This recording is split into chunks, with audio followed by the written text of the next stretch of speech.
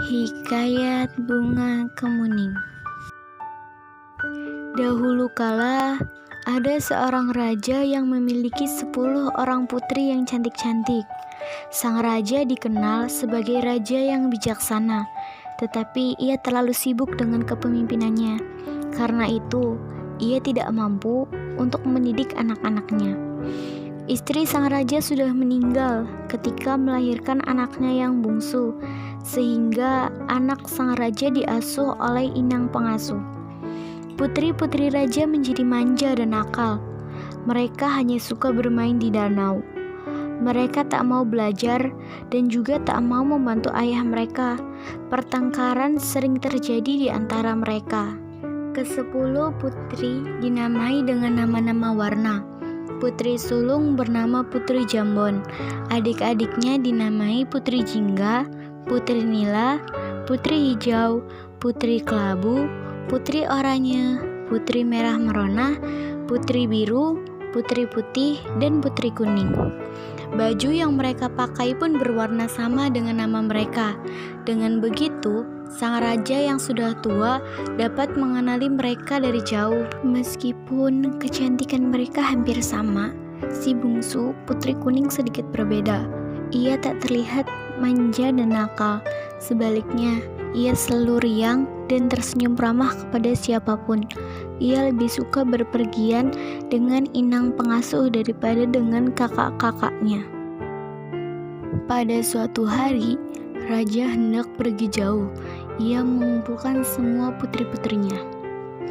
"Aku akan pergi jauh dan lama. Oleh-oleh apakah yang kalian inginkan?" tanya raja. "Aku ingin perhiasan yang mahal," kata Putri Jambon. "Aku mau kain sutra yang berkilau-kilau," kata Putri Jingga. 9 anak raja meminta hadiah yang mahal-mahal pada ayahanda mereka.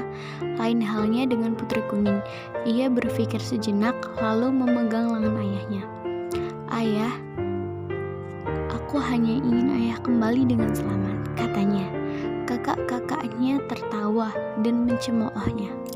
"Anakku, sungguh baik perkataanmu. Tentu saja aku akan kembali dengan selamat dan kubawakan hadiah indah buatmu," kata sang raja. Tak lama kemudian, raja pun pergi.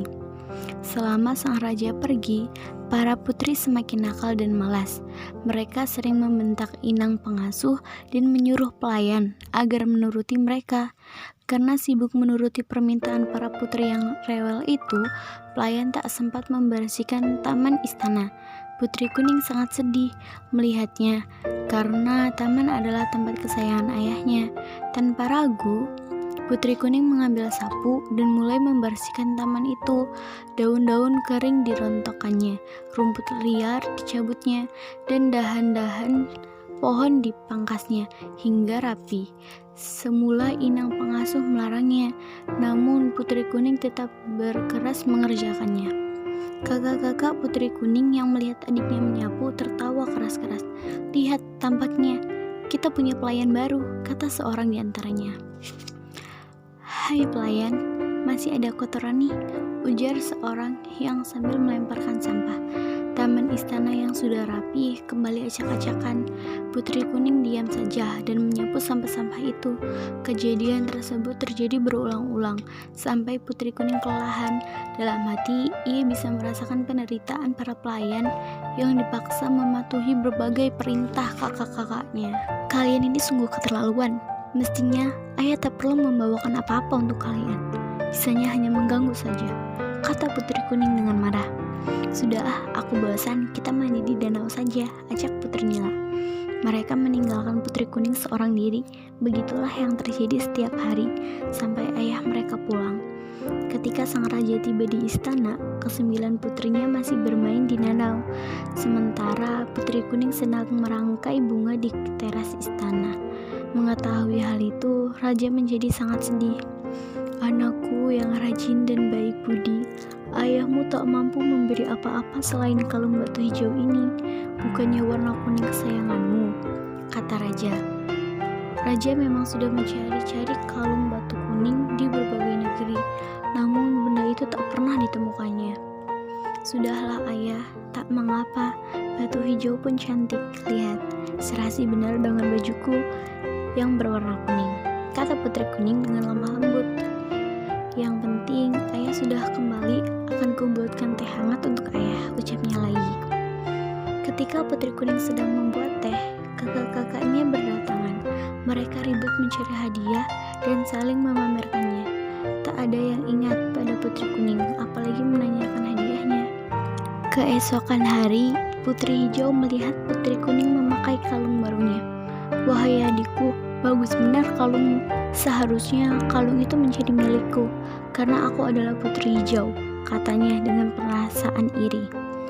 Ayah memberikannya padaku, bukan kepadamu, sahut putri kuning. Mendengarnya, putri hijau menjadi marah.